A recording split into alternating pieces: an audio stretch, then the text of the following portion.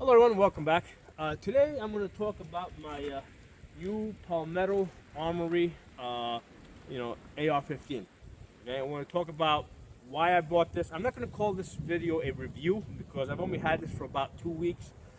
So instead I'm going to focus on why I bought this rifle, why I think that Palmetto is a great company and why I think you should get this rifle too. Okay.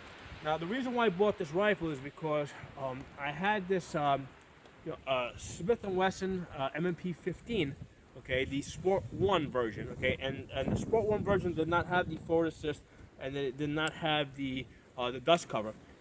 So I bought that rifle about 7 or 8 years ago, and I was using that as my primary training rifle for training new shooters, and I had run about 10,000 rounds through that, but it always kind of irked me that I didn't have that forward assist because, that's one of the things I want to train people on. So I said, you know what?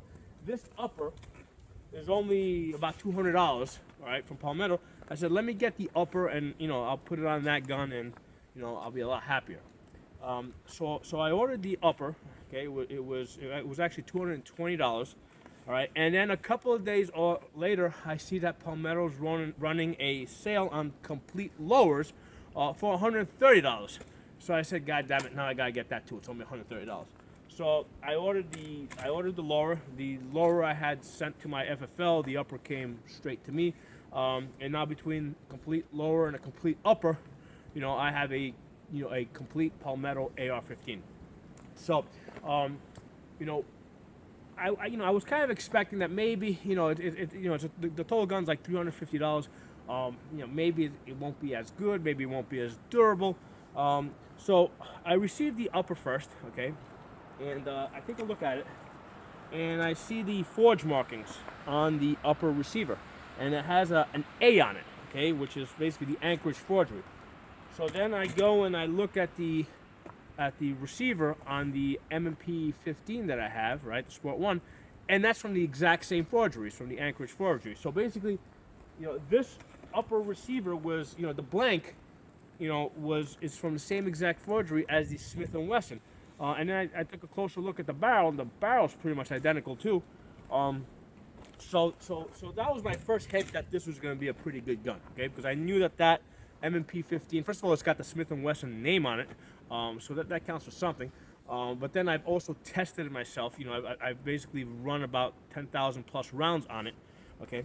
And then what I did is I found this really cool video from the AK Operators Union. Okay, it's a great YouTube channel that I follow.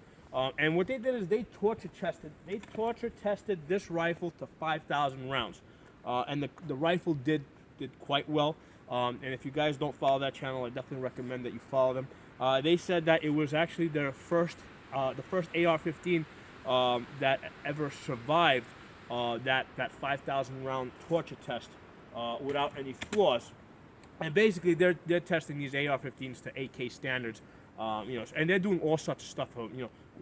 Besides just beating up the rifles, what they'll do is they'll hold the rifle like this. They're firing it sideways, okay, while somebody's holding a bowl and pouring sand into the bolt, okay, and they're firing the gun to see if it will keep working while sand is being poured into the bolt, and the gun was firing. It was working, and I said, wow, that's really a great gun. And the reason why that it works so well is because they tend to overgas these economy guns, which to me is a good thing. The bad thing is they do tend to kick a little bit more. But that said, if you're shooting 223 and 5.56, the recoil is kind of light anyway. So by overgassing the guns, it ensures that when you're running tool ammo through it, it will run, it'll run flawlessly, and that's primarily what I train my new shooters with, right? I train them with the cheapest ammo I can buy. So I usually, for the last 7-8 years, I've been training people. I've been using tool ammo, and what I find is that the cheap guns like the Smith & Wessons, the Radicals, now Palmetto that I'm using, I find that they tend to work really good with the, with the cheap tool ammo. I'm guessing that when they're picking at the gas system, and balancing and putting the springs in and all that stuff, when they're putting the gun together, they're taking into consideration that the people that are most likely to buy these guns are going to be shooting steel case ammunition. and to me that's very important because, for example, I have a Ruger MPR. Okay, it's got 18-inch barrel. It's my best shooting gun. It gives me it gave me an 1.5 inch grouping at 200 yards. Okay, and that's a great gun. It's accurate, and it recoils really light. Okay, it has a very light recoil. And the reason for this is because basically it's got, a full length gas system, and when they built that system, they thought that people would be using high-end ammunition that has a higher recoil. So when you try and run cheap ammunition through that, sometimes it won't cycle as well. Okay, so that said, if the shit hits the fan, okay, and my go-to rifle is not going to be my most expensive gun that only runs on high quality ammunition. It's going to be one of these guys, okay, either a Smith and Wesson or this Palmetto, because I know that this is going to run the cheap stuff, and that's important to me because if I run out of ammo and I need to be resupplied, well, the guy next to me, he might have steel case ammo, so I need a rifle that will shoot steel case ammo. So that's one of the great things about this gun, and guns like it. But the thing that really stands out about Palmetto is that you can get this gun for $350. So even I never expected that I would actually buy another AR-15. I mean, I got AR-15s coming out of my ears. Okay, I got AR-15s in storage for after the apocalypse. Okay, so the last thing I needed was another AR-15.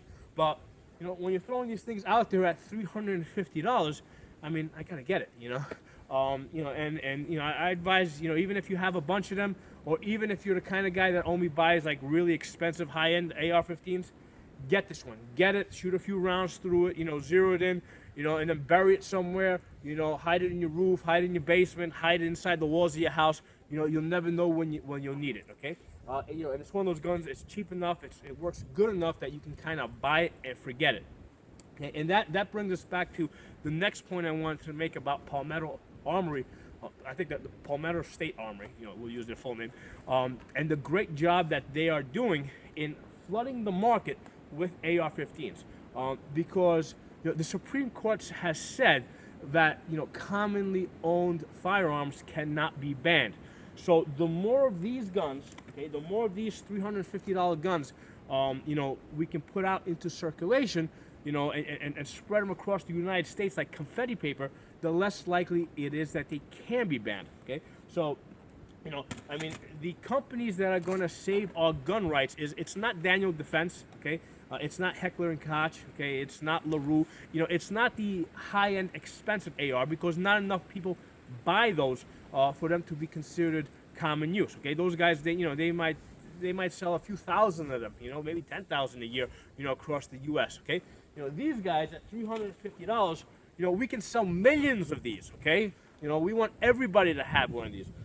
So this is what's going to save our gun rights. We need to sell these as much as possible, spread them across the U.S. In as high quantity as possible. So my thanks to Palmetto Armory for doing their part in protecting our gun rights. I'll talk to you guys next time.